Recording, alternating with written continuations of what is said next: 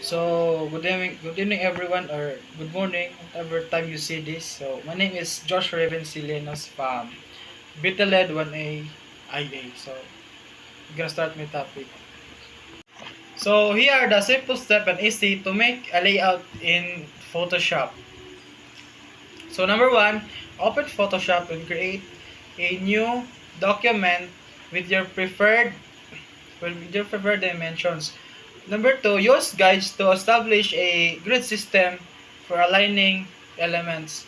Number three, add your background, color, or image to the canvas.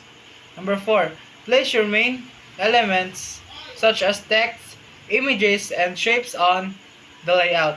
Number five, use layers to organize and manipulate elements.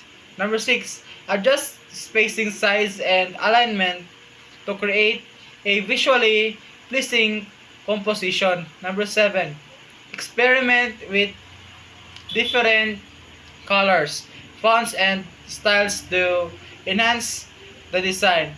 Number eight, make sure to keep the layout clean and balanced. So number nine, save your layout as a Photoshop file or export it in your desired format. That's all. Thank you. Bye.